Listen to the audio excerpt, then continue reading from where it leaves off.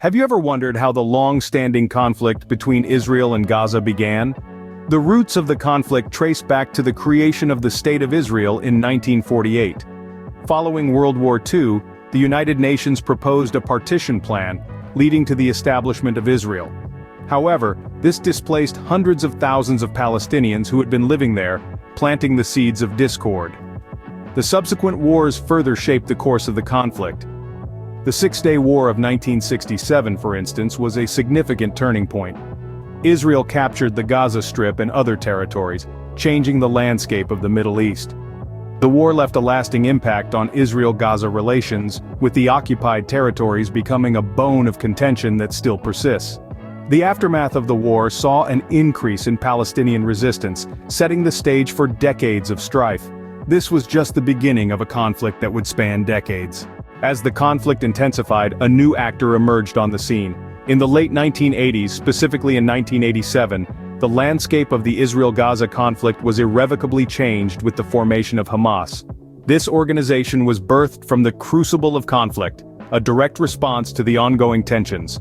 Hamas quickly gained influence, becoming a key player in the unfolding narrative. The reasons for its creation were manifold, but a significant catalyst was the desire for a more aggressive approach in the struggle for Palestinian self-determination. With its rise, the dynamics of the conflict shifted, the stakes increasing dramatically. 6 years post its inception, in 1993, the world witnessed the Oslo Accord. This agreement between Israel and the Palestine Liberation Organization was a significant milestone, but it also presented a new set of challenges for Hamas. The accord, which recognized the PLO as the representative of the Palestinian people, left Hamas in a precarious position. Yet, rather than diminishing its influence, this development only served to further cement Hamas's role in the conflict. With the emergence of Hamas, the conflict took a new turn. The conflict has seen periods of intense violence and brief moments of peace.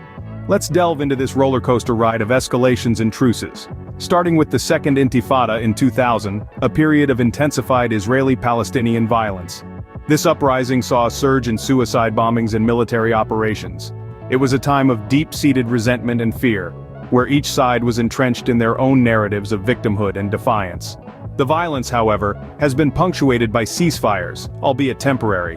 One notable instance was in May 2021. After weeks of tension and clashes, Israel and Hamas agreed to a ceasefire, marking an end to a particularly intense bout of conflict. This ceasefire followed a series of attacks from both sides, leading to significant destruction and displacement, particularly in Gaza. Buildings, hospitals, and health centers were reduced to rubble, a stark reminder of the cost of war. The casualties were heavy, with reports suggesting around 232 Palestinians and 12 Israelis losing their lives. International intervention has been a recurring theme in this conflict, with the United Nations and world leaders stepping in, calling for de-escalation, and criticizing the actions of the involved parties. The Oslo Accord in 1993 was one such international attempt to broker peace, aiming to establish a framework that would lead to the resolution of the ongoing Israeli-Palestinian conflict. It was a glimmer of hope amidst the turmoil. And yet, despite these interventions, peace deals and ceasefires, the conflict continues, shaping and reshaping itself over the years. The recent conflict in 2021 was a stark reminder of this harsh reality.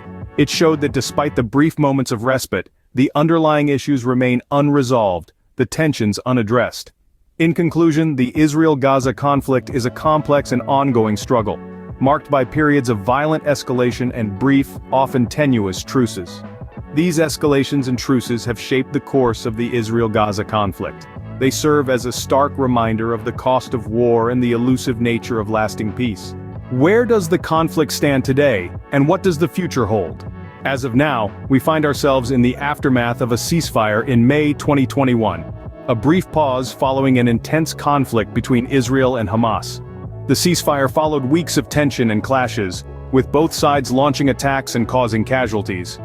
The conflict resulted in significant destruction and displacement, particularly in Gaza, with buildings, hospitals, and health centers being destroyed or damaged. The total number of casualties is reported to be around 232 Palestinians and 12 Israelis. In a more recent turn of events, tensions have been rising again.